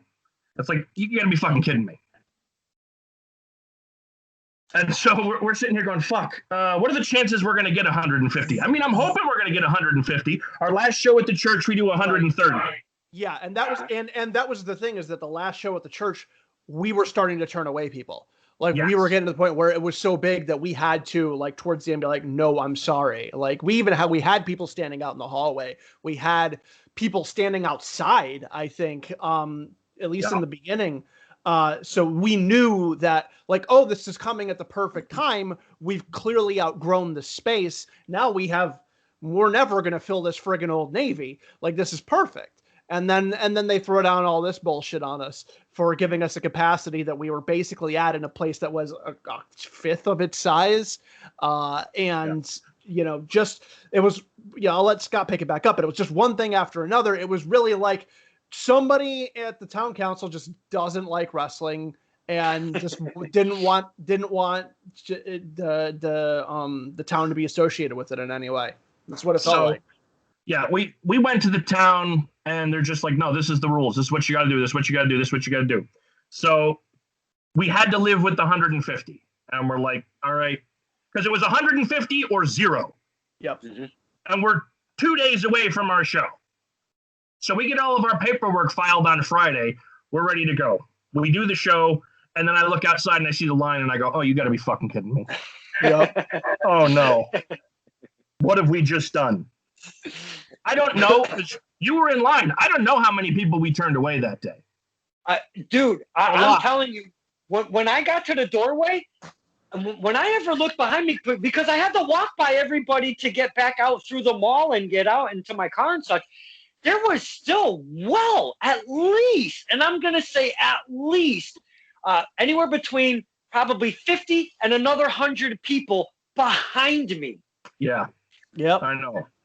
And like I said earlier, it hurt me to see those kids crying that they couldn't come to our show. Yeah, man. And I was so fucking angry, but we had to do what we had to do. So that's why we ripped all the stuff down and said, if you guys want to stay, we apologize you can't come in. We're not going to charge you. Please feel free to sit out here and watch. We had our security guys run down the hall and drag more benches over. Yep. Anything we could do to accommodate the fans who wanted to give us their attention and their money, that we couldn't accommodate them the way we were supposed to. As a fan, I did appreciate that, but my first TIW experience, I wanted to be in there, and again, I applaud you for adapting to the situation, just like we're saying about the heel face thing. You have to adapt. So I applaud the TIW crew and what you had to go through that day, because it could have not been easy. The stress, like you guys were saying before, what it takes to make one event. The stress levels are probably through the fucking roof. So take that and then add the city crawling up your ass for your new spot. I can't even imagine what it was like that day. So again, I applaud you 1,000% for pulling off that event, man. There's more to it. Oh Jesus, are you kidding me? No. What the hell? So we thought everything was good. The next month, 2 days before the show, the same fucking thing happened. This was never actually filed with the town. It's like, are you fucking... You didn't say anything for the last 4 weeks? You saw we were announcing the show? Wow. A little heat there. Yeah, a little heat there, guy. Huh? So what ended up happening is after we got through that second one, which we didn't have nearly the turnout for that first one because we hurt a lot of people, and that sucked for us. Yeah. So we had we stayed under the 150 for that second show because not as many showed up. And then after that second show, we went to the town and we're like, look, I don't know why you're trying to fuck with us here. We went to the town meeting, like all the students showed up over when we went to a meeting of the town supervisors, and we're just like, look, here, Lance and I dressed up in suits, so we looked all professional and shit. And we presented ourselves, and I think after that happened, they started to understand, because you know as well as I do, all of us do, professional wrestling is full of carny fuckers. Mm-hmm. There's a lot of fly-by-night assholes who are out there trying their best to fly under the radar and skirt the system. Once the town realized that wasn't us, that we were trying to be a legitimate business in their town, they started to go, oh, these guys are not the problem. You know who the fucking problem was? Why, that was the Berkshire Mall who was lying to both of us, both the town and us. Wow. Sorry you had to go through such a mess to present your passion, your craft, your love, what you're trying to do. So I'm sorry you had to go through that, but TIW persevered. They moved on, had more shows. Up to 300 capacity is what we were allowed. Yes, and amazing. If we ever thought we were going to break 300, we had talked to the security guards, because what limited us to 300 was our number of toilets, not our space, because the space is fucking huge. But you can only have a certain number of people per toilet. Wow. That's a Department of Health regulation. See, when you're doing things the right way, there are rules you have to follow for everybody. The fire marshal, the building marshal, the health department, everything like that. They have to sign off on your shit. So we got ourselves our entertainment license because all these people signed off and said, here's what you can do and here's what you can't do. So that's what we did. We were limited to 300 by our toilets. Well, there was an empty storefront across the hallway. The mall security guards would unlock that for us, and we could open up the gates and give us 2 more toilets so we could get another 150 in there if we needed to. Wow. Wow, pretty cool. I know we have to bring this to a tail end, but I want to continue the tenure of TIW, because there was a point to where you guys weren't going to be able to have this last show that you had outside. And not only was it outside, I know. That's why I'm going to Mr. LaPorte. That's why I'm going to Mr. LaPorte. Oh my God. Yeah. Because I think we've already gotten enough heat. Guy Sadlowski, I think we got enough heat out of Mr. Scott right now. So Mr. LaPorte, this last show that you guys did, I wasn't privy to behind the scenes. Could you share with us what the fuck happened? Why did you have to go outside? So again, with the continuing issues of the mall. So, we started off with issues with the town that were kind of by proxy through the mall. And then as our time kind of persisted on through the mall, every time we showed up, another store was closed. Just boom, boom, boom, boom. And it was getting very obvious that that they were not looking for anybody new, and whether it was the owners of the mall or the town or a little bit of both, they wanted to get this place gone and closed and rid of as soon as we could.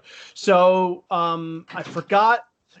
I think it was honestly like the last 2 or 3 shows where we were kind of playing chicken with the lights. So it was the original date of the last student showcase. Yes. That was the May date for that one. Right. Where we had the show and we had to cancel it morning of. First time we ever had to cancel a show. Yep.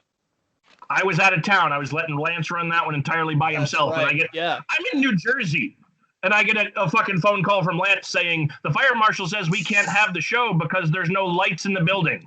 Our space had lights. No lights in the hallway means nobody's allowed in. Right. Yeah, we were, because we did not have a separate entrance for the general public to come in. You know, we had our talent entrance to the back, but the general public had to come in through the mall. So as you know, because that was the ticket space, you went in through there. So if the mall lights were not on because the mall owners were not paying the light bill anymore, then we could not have general public in. So, you know, we had that at the student show, and then we were trying to get them to work it off. I think of water, too, was another issue at one point. Yep. Water was off at one point. Where we had the water off at one point, so that was another thing. So we finally just got to the point where we're like, okay, well, this was the last show, our lease was up. We were ready to get out of there. I mean, we had no choice. We had to leave. There was no way. I think we could have had, theoretically could have extended it, but if we don't know if we're going to be able to work in the space, then we can't run here. That's not going to work. So we it was was it August? Was it an August show, or was June? it June? End of the road. That's right. End of the road. That's right. End of the road. That's right. So it was end of the road. It was the last show we had to do. So it was June. It's like, okay, warmth wise not going to be an issue. Let's just set our shit up outside. And we'll cross our fingers and hope it doesn't rain. And the town let us do that, because once they realized we were a real business and actually gave a shit about the laws, the town was our friend. The town helped us out a ton once they knew we were on the up and up. Yeah. So, we take a look. Forecast that day is fine, clear, all good. Then we get there. I get there probably about 2 hours before the show starts, and it starts getting cloudy, and the weather forecast starts changing, and it's super windy. We set up like a tent to basically act as our backstage area. We're kind of like, we still had people inside in the locker rooms changing, but then we had kind of this tenting area as like the intermediary, like the entranceway, gorilla position. So we had that set up. And the wind was blowing so goddamn hard. I was just concerned that it was just going to just take this shit and just carry it away. Like it was going to flip it over, or it was just going to be gone. Pretty sure we tied it to a van, didn't we? Yep, we parked my cars next to it. Yeah. And tied it to those. Yep, just so that wouldn't happen. So, and then by the time the show started, it started like raining on and off. I think we delayed the show by 20 minutes to get everything wiped down, because it started raining and then stopped. It was sprinkling. Raining was the show after. Right. Oh. Raining was Bentley Brook. Well, no. Oh, yeah. Okay, I guess that's true. That was rain. That was rain. This was rain we could operate in. So it was raining, then it would stop, and raining and stop, and it was threatening it the whole night, and just the whole time we're like, just stay like this. The mats are starting to get wet. And I remember, I think it was the 8-man tag. I was managing the TIW team against the opponents, and it starts raining, and it's coming down pretty good. The mat's starting to get wet. The floor pads are starting to get wet, and the ropes are starting to get wet. And I see Money Montgomery go up, and he do shooting star press, and he goes up to the top rope, and I'm standing right below him. And we talked about those moments in the beginning where it's just like, oh my God, oh my God, oh my God. And I'm just standing oh my God, please don't slip and fucking break your neck. He hits it, comes off perfect. So we're just basically same thing, that kind of stress of just flying by the seat of your pants. Is it going to get worse? Some people had gone into their cars and driven their cars up, and we're watching from there. And we got through it. It calmed down towards the end of the night. It was still a good show. It still was fun. But again, we went out the way we went in at that mall, which was just marred by issues that we could not possibly control. And that's the thing, too, is, again, talking about all of the things that, if you want to run a wrestling show, in addition to all of the money aspect of just getting a place to begin with, is it zoned correctly? Are the people who are, around you going to cooperate? If you're in New York, I had a show that I had to go out and I was doing commentary for. I had to go out and announce it was canceled because the doctor didn't show up. All of this stuff, what are you going to have to do? There's a million moving parts. even before you get to the fact of you're starting the show and 3 people aren't here, or Right. you know, one guy's drunk. We had that happen one time. That was fun. It's too drunk to Hey, work. that's when Bobby Ocean came in. yeah, that was the Yes, it match was. that we needed Bobby for. The guy that we were going to have work was too drunk to work. So, you know, like all of those other things. And it's, if you're privileged enough to be able to see that, it gives you an appreciation. And whenever I see or I go to any other shows anywhere else, I always give them the benefit of the doubt on absolutely positively everything. Because if it's super backwards or a bunch of stuff went wrong, I'm like, okay, there's a million things that probably happened backstage. Everybody's doing their best. Everyone's just trying to put on a good time. So let's just like make it as fun as we can for everybody, and then just get into it and have a good time. You know, everybody who's doing this, first of all, there's more people than you think that are making this happen. Not just the wrestlers. It's about a dozen or so people behind the scenes at least who are making the show, manning the tickets, you know, doing concessions, doing whatever. There are so many people who have to, you know, work together and be there for a show. And if you're a fan like yourself, who is going and watching these shows, and something doesn't go right, or, you know, like the person who you wanted to be there wasn't there, like, you know, you have every right to be upset or disappointed, but understand that there are so many people working so hard for basically no other reason than your entertainment. And just try and be sympathetic to that and try and have a good time, even if things didn't work exactly perfectly for you. Absolutely, because card is subject to change, my friends. Always. It is what it is. Yeah. Try getting a phone call from Abyss at 6:00 in the morning saying, I missed my flight and I have no way to get there. Oh, Not shit. even wasn't even he missed his flight. It was that there was no flight. The flight he was supposed to be on got canceled. Scott, can I tell the Darby Allin story? Oh, please do. Please do. All right. So, well, this will be my final contribution here. The Darby Allin story.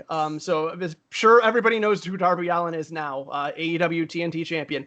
I had gotten wind of Darby Allin in, I think, 2018. And I saw him at a show in like Rochester, and like I'm not like, I didn't pull a diamond out of the rough, but people maybe, I don't know, somewhere. Either way. He wasn't a household name, not even by independent standards at that point. I saw this guy. I was just in the crowd, just watching the show. Not involved with it in any way. I think maybe I knew some people who were working at it. But so Darby Allin comes out. I'm like, holy shit, this guy's awesome. Like and that's another thing you have to think about when you're running a promotion is like, can you pay this person what they're gonna expect? And I'm like, he's going to probably be more than what a local person would get, but I think we can get him. Let me like get in touch with him. So I messaged him after the show. I'm like, hey dude, I work for TIW. Like, I'm interested in having you in. And I was like, this guy's going to be busy. I know I'm going to have to plan this like way out. So I go back and forth with him a little bit, and I plan him from when I first contacted him to when he was booked. I gave him an 8-month lead time. I gave him 8 months in advance. I'm like, whenever it becomes available for you, fine, we want you. Okay, this was the first day, because he was working like Evolve and like other places. So I'm like, this date jives with you. We'll do what we need to. Cool, fine, done. So we do that. We set up for a marquee match. Tyler Vincent was supposed to wrestle him. And he was supposed to wrestle Abyss too. Yeah, he was first.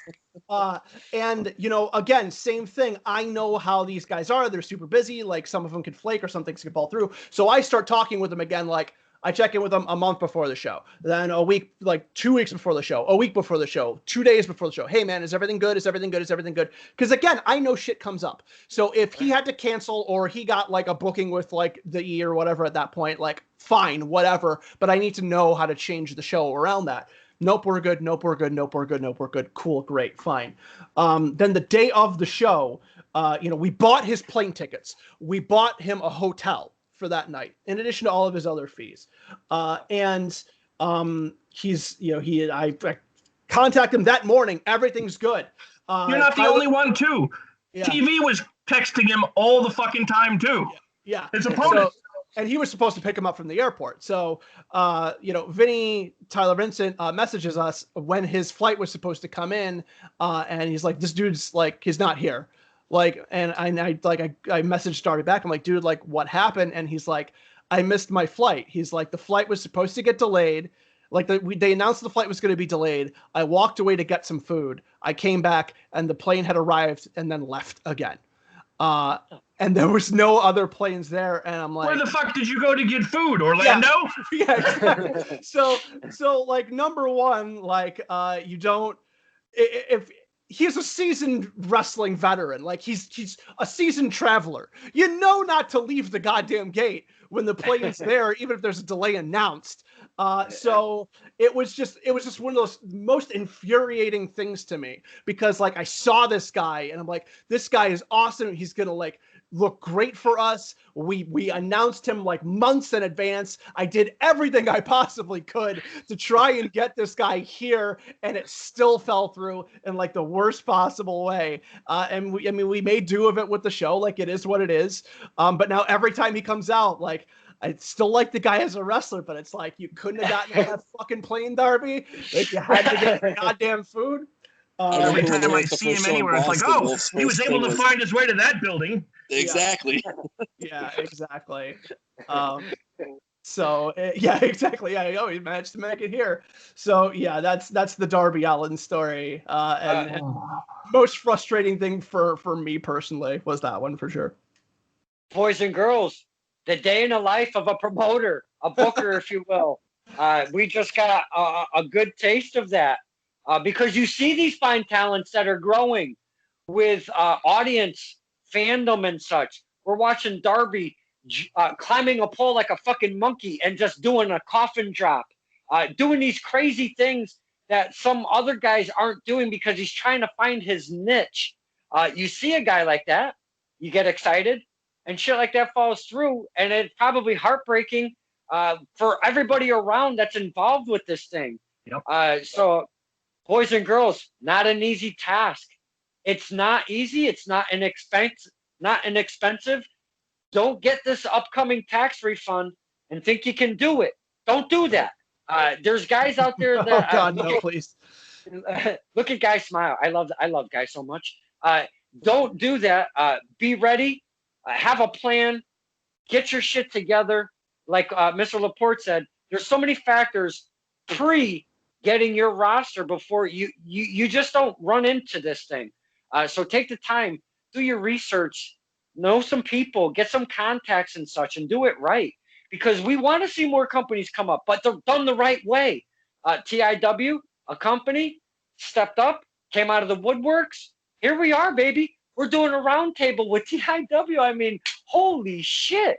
Now, before I do let you guys go, I want to be able to push the company, and we still have a couple talents here. I want to be able to push them. Yes. So before we go, we just dominated the conversation for the last half hour. Left poor Danny and Guy sitting down there looking at us. I'm so well, first off, Guy is fine with his mug and a good conversation. So he's good. Danny Adam, he's been kicked back, taking the stories in, but that was part of this whole thing, my friends. It wasn't just for about the stories. It was for some of the memories, some of the stories. At least the Abyss one is a little more wholesome. No, this one's great. He was super great about it, and he you could tell just on the phone he was really upset that he couldn't make it and had to back out of a booking. It really bothered him to do that.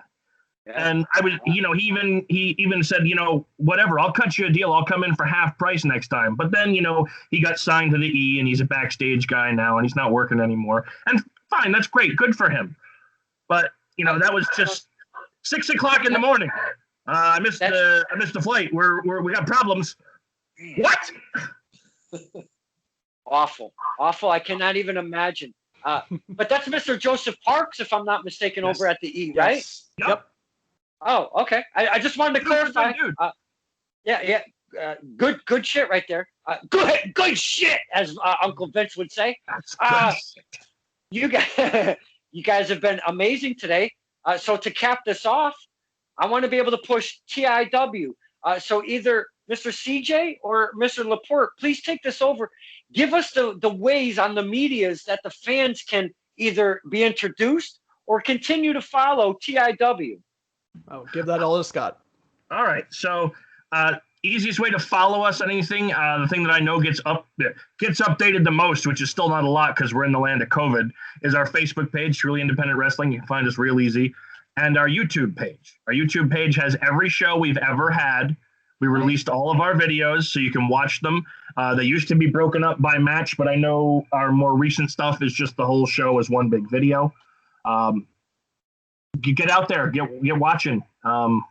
We got a lot of good stuff. We got almost 4 years worth of company. We missed out on a lot this year and a little bit last year in between our transition from the mall to the Boys and Girls Club in Pittsfield. But we've got a ton of shows. We got student showcases, so you can watch some of our guys like Guy and Danny. You can watch them doing slightly different stuff than you've seen on our larger shows. We allowed that to be a way for people to play around and see if there's something else they might want to do with their characters. So Samuel Bolt's on one of them as a character he plays in a different company. Justin Kase was on one of them as a completely different character. There's a lot of fun to be had on our shows. I would suggest watching them in order just because, as we've talked many times, we do chronological storytelling. So if you want to get the most out of what's going on, it's better to watch them in order. But our good commentators like we have Paul, Johnny Patches, Dominic, myself, we do our best during any match to try and help pass on that story on the commentary of what you may have missed or what's at least pertinent going on with these characters. Thank you for sharing that, because we want new faces checking out more promotions, some that they haven't heard of before. We want it to spread up. We want it to spread like wildfire. That's why we do this show, my friend. Of course. Guy Sadlowski, been a kind of quiet, little timid, sat in the back, always smiling, looking gorgeous. Thank you. Hitting the mug, taking all the stories in. Did you like our little soiree today, my friend? It was a blast, Don. I always enjoy talking with everybody here. You, Paul, Wolf, Justin's gone. I see Tim too much. I see Danny too much. See, that's the problem. Son of a bitch. Right? Exactly. I see the show keeps too much. Anything more than about 20 minutes is too much, Tim. Wow. Where do we find Guy Sadlowski? I'm on Facebook, Guy Sadlowski. Instagram, I haven't really done anything there. I got a picture of a bowl pack that I did. That's all I got there. I'm not good at the social media. You don't shit. say. But You don't I do say. have a YouTube show, High on Wrestling, where I just chill, smoke weed, and talk about wrestling. So definitely check that out. I've had Danny on there. I'm going to eventually get Wolf. I don't want to do like this stuff because my shows, bring people in, smoke them up, just fucking, or I'm going to go hang out with Wolf and we'll drink. I'll drink. Yeah, I'm gonna drink. I don't smoke. That'll be But a little scary. Maybe it'll be. you've been here a couple times. You know I'll certainly partake of some shots. Line those up. No doubt. But yeah. Boys and girls, another one, Guy Sadlowski. Go look him up on the face page, the YouTube, High on Wrestling and all of that good stuff. Check it out. Got some media out there. Danny Adam, where can we find you out there, my friend? Same story, obviously. You can find me on Facebook. It's probably what I update the most. Just look up Danny Adam. Instagram, Under the Toxic Terror. That's updated fairly often. And I have a YouTube page, same thing. Just look up Danny Adam, should come up right away. And I've got a good portion of videos on there. Not a ton, but I've got a good amount from pretty much every company I've worked for. And then I also have a Pro Wrestling Tees page, prowrestlingtees.com/Danny Adam as well. So you can find me there too. Awesome. Again, boys and girls, get out there. Type these things up. Truly Independent Wrestling. Guy Sadlowski. Danny Adam. Justin Kase. Now it's Justin, like a first name Justin, but with a K. Kase. Justin Kase. Look these talents up. Hit the old like. Hit the subscriptions. Keep following the promotions, the talent. You guys, this has been an amazing time. If I may really I'm quick. not going to let you get away without pushing Paul's stuff either. Thank you. That's what I was going to say too. All right. Wait, So- you got stuff going on, Mr. LaPorte? Yeah. So the reason that I had retired from TIW last year was because I'd started a board game company, and we produced Book It, the pro wrestling promoter card game. Currently, it is out of stock. I sold out for the holidays. We have another shipment coming in. Those should be back in around February. We have the game and 2 expansions. I'm trying to look behind me and see if I can have a copy somewhere quick that I can grab it. Mine's downstairs, or I'd grab it. Mine is also downstairs. I know I have. This is the first expansion for it. So we have. Oh, wow. The base game, 2 expansions. The idea is each player is running their own independent wrestling company. Wonder where I got that idea from. So yeah, lots of little inside jokes from like somebody who's kind of lived the life a little bit. Really great art by an artist who has done merch design for people like Kenny Omega, the Young Bucks, goddamn nearly every person on the independent scene. It's very good reviews. We normally sell it through Amazon, so you can like look it up there if you have any interest. Foam Hammer Games is the name of the company, my company that makes it. But if you search for that or for Book It wrestling card game on Facebook, on anywhere, then you'll find it there. Like kind of everybody else, it's a little downtime right now because I'm all sold out of stuff. But probably around late winter, early spring, we're going to start, pushing things back out there. Everything will be back available for sale again. And in the meantime, check out our website. We do have a couple ways to play it digitally for free in the meantime, and even before and after. So you can check those out or just stay involved with the community. We have a pretty lively Discord channel, things like that, and would love to see some people in there. Wow, I didn't mean to bypass you. Not at all. Don't worry about it. I did not expect that. I knew you didn't know, and I wasn't going to let this end without him getting to plug his stuff too. So thanks, guys. CJ Scott looking out for everybody in the TIW umbrella. Love that. Always love that so much.